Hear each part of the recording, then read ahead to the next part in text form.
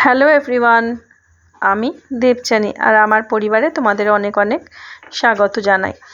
তো সকালবেলা উঠে এখন চা বানিয়ে নিচ্ছি। তো আমরা লিকার চাই খাই দুজনে, আর দু রকম কাপ নিয়েছি। আসলে গন্ডগোল হয়ে যায়, আমার হাজব্যান্ড সুগার ফ্রি দিয়ে চা খায়, আর আমি এমনি প্লেন চা খাই, না সুগার ফ্রিও নিই না চিনিও নিই না। তো ওই জন্য আবার দুটো না তখন মিক্স হয়ে যায়, যখন সুগার ফ্রি দেওয়া চা যদি আমার মুখে পড়ে, আমার যেন মনে হয় চায়ের স্বাদ পাচ্ছি না, আর আমার হাজব্যান্ড ভাবে যে ইস একটু মিষ্টি মিষ্টি ব্যাপারটা নেই, চাটা কেমন কষকষ লাগছে, তখন তারও মুডটা খারাপ হয়ে যায়।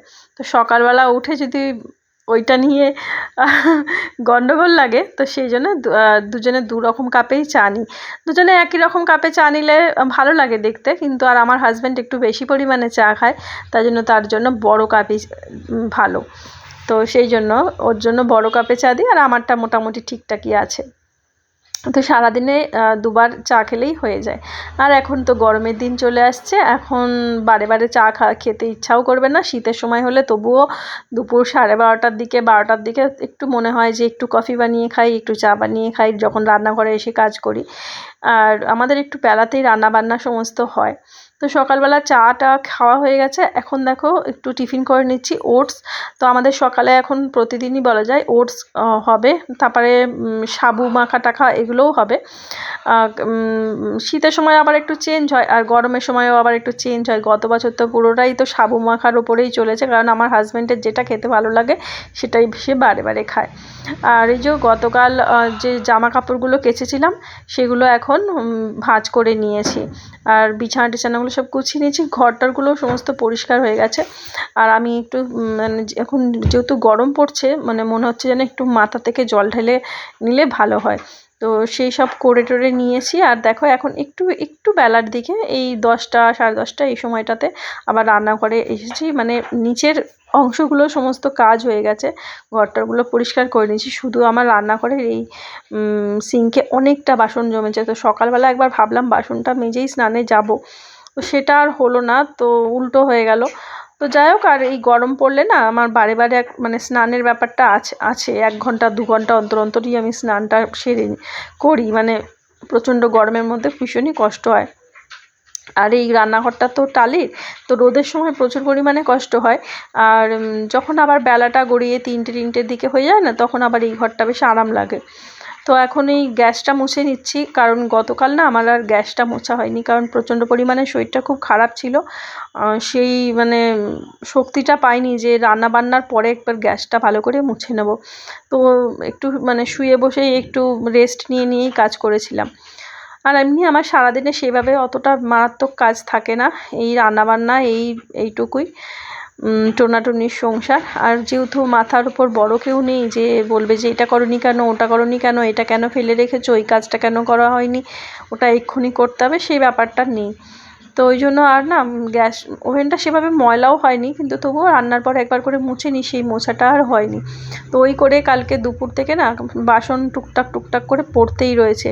আর ভাবলাম যে শরীরটা ভালো লাগছে না, গায়ে জোর টোর পাচ্ছি না, সিঙ্কের মধ্যে জমা হোক, যখন রান্নাঘরে যাব আবার একেবারে সমস্ত বাসনগুলোকে মেজে নেব। তো ওই জন্যই এখন সমস্ত বাসন টাসন মেজে নিচ্ছি। আর যে বললাম স্নানটা সেরে এসে দেখো আমি বাসন ধুচ্ছি। তো আমার এখন এরকমই হবে গরমকালটাতে, সকালবেলা বেশ 2-3 বার, 11টার মধ্যে 2-3 বার অন্তত চান হয়ে যাবে। তো একদম গ্যাস ট্যাসগুলো মুছে টুছে নিলাম।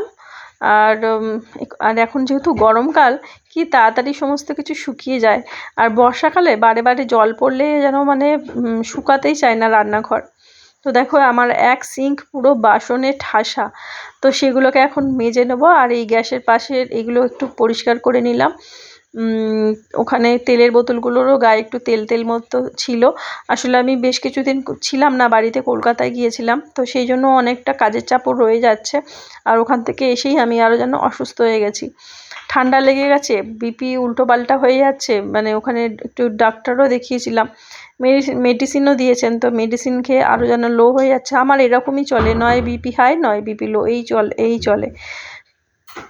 তো এখন দেখো এই বাসনগুলো মেজে নিচ্ছি। আর এই যে বাসন মাজার যে বাস্কেটটা, এটাকেও মেজে নিয়েছি, তো ওটার মধ্যে এখন বাসনগুলো মেজে রাখছি।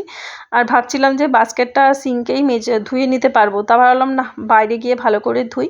তো তো সেই জন্য আবার এটা পরে বাইরে গিয়ে ধুয়েছিলাম। তো অনেকগুলো বাসন পড়েছে। আর তো আপাতত এখন বাসনটা মেজে টেজে নিয়ে একটুখানি বসবো, বসে একটু রেস্ট নেব, তারপরে আবার রান্নাবান্না শুরু করব। তো দেখো এই ঝুড়িটাকে, আমাদের এই রান্নাঘরের এদিকটাতে একটা কল আছে, তো এই জলগুলো ওদিকটা চলে যায়। তো এই কলটা এখানটাতে একটু যেহেতু হালকা ছাওয়া ছাওয়া, রোদের তাপ রয়েছে, তবুও এই জায়গাটা না পাঁচিলের জন্য একটু হালকা ছাওয়া ছাওয়া ছিল। তো ভাবলাম না ঝুড়িটা এখানেই মেজে নিই। ওদিকের যে দুটো কলতলা আছে না, ওগুলোতে এখন প্রচুর পরিমাণে রোদ এসে গেছে, তো ওই জন্য ওদিকটা গেলাম না, এখানটাতেই বাস্কেটটা মেজে নিলাম। আর বাস্কেটটা রোজ মাজি না, ওই যে বললাম আমি ছিলাম না বাড়িতে, তো ওই জন্য একটু ময়লা টয়লাও হয়েছিল, একেবারে পরিষ্কার করে নিলাম। আর এইটাকে এখন রোদের মধ্যে 3 মিনিট গুনে গুনে যদি 3 মিনিট রাখি, 3 মিনিটের মধ্যেই ঝুড়িটা পরিষ্কার হয়ে যাবে, এই জল ঝরে যাবে, মানে শুকনো হয়ে যাবে।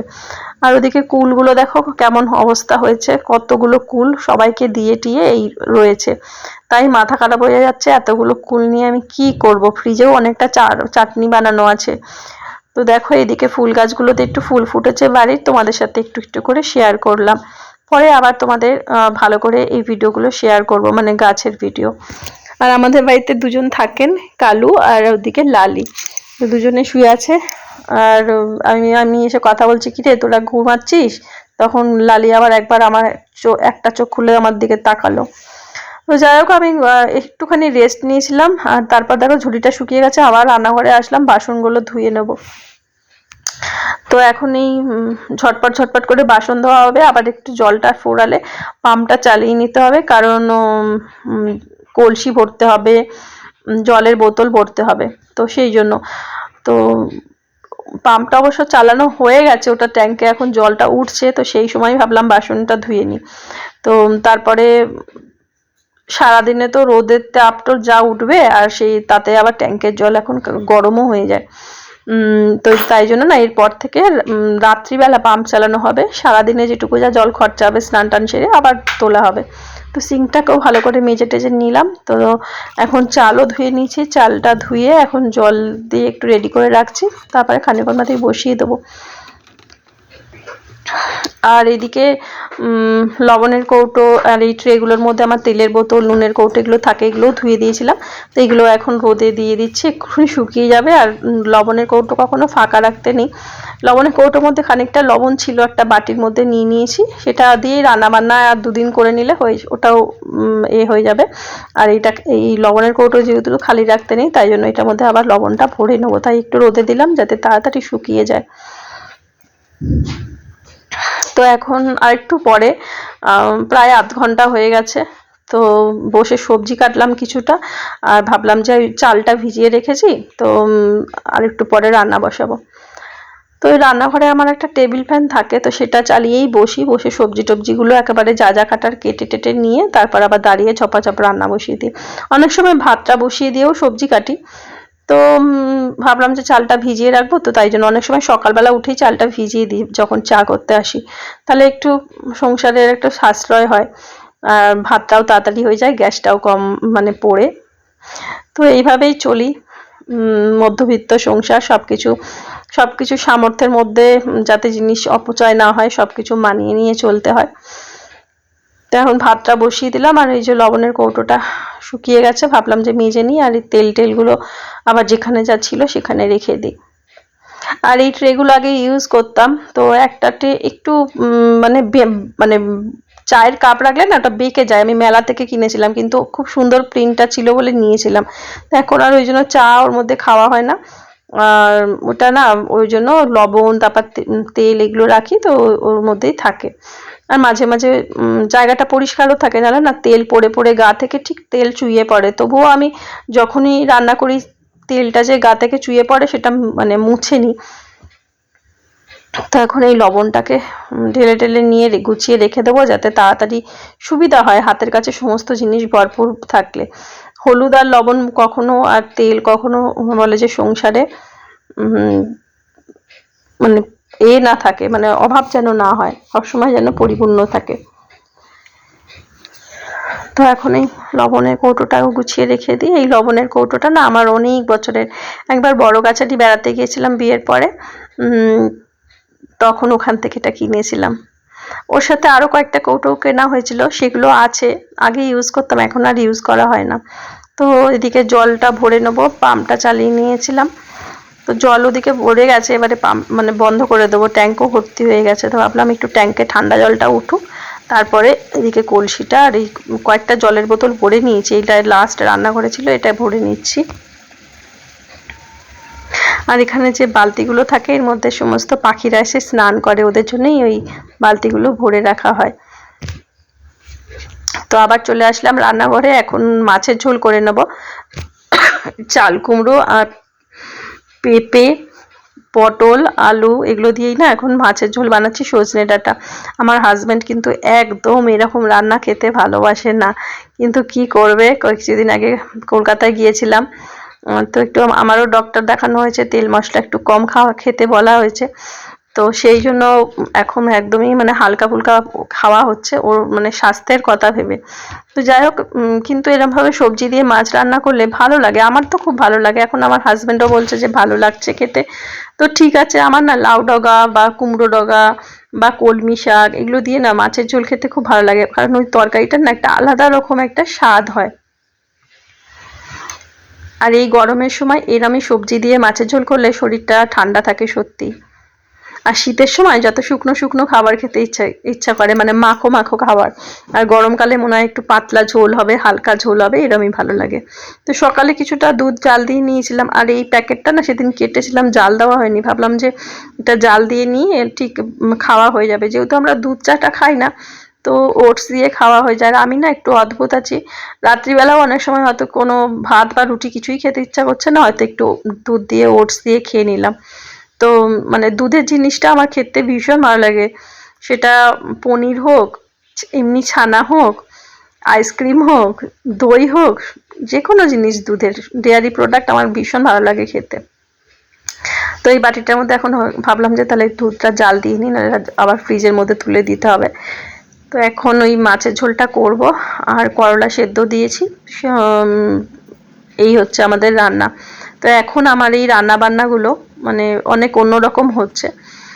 আমার তোমাদের সাথে একটু শেয়ার করি, আমার আরও একটা চ্যানেল আছে, তো সেই চ্যানেলে আগে রান্নার ভিডিও দিতাম। আমাদের এমনি বাড়িতে প্রচুর এই রিচ খাওয়া হতো, এই কিছুদিন ধরেই বলা যায় একটু হালকা ফুলকা খাচ্ছি, শরীর স্বাস্থ্যের কথা ভেবে। তো কারণ আমার হাজব্যান্ড প্রচণ্ড পরিমাণে রিচ খেতে ভালোবাসে, তো আমার ঠান্ডা লেগে গেছে, ওই জন্য কথা বলতে বলতে কাশি এসে যাচ্ছে। এবারে এখন মাছটা ভেজে নেব। আমার শ্বশুরবাড়ি হচ্ছে বাঙাল আর বাপের বাড়ি হচ্ছে ঘটি, তো এই বাড়িতে খুবই রিচ রান্না হয়। তো মানে আগে যেটা শুনেছি শুকনো লঙ্কার প্রচুর পরিমাণে রান্না হতো, এখন যেই থেকে আমি বিয়ের পরে যখন থেকে আমি মানে আমাদের তো দুজনের সংসার, যখন শাশুড়ি মা ছিলেন, মানে আমি কখনো শাশুড়ি মাকে দেখিনি, শ্বশুরমশাইকেও দেখিনি, তো তাদের মানে কথা শুনেছি প্রচণ্ড পরিমাণে তেল আর ঝালের রান্না হতো। আগে অবশ্য আমাদের মানে ঘটি বাড়িতেও কিন্তু শুকনো লঙ্কার প্রচলন ছিল, লঙ্কা ছোটবেলায় মামার বাড়িতেও দেখতাম শুকনো লঙ্কা বেটেই রান্না করতো, কাঁচা লঙ্কা দিয়ে রান্না হতো না।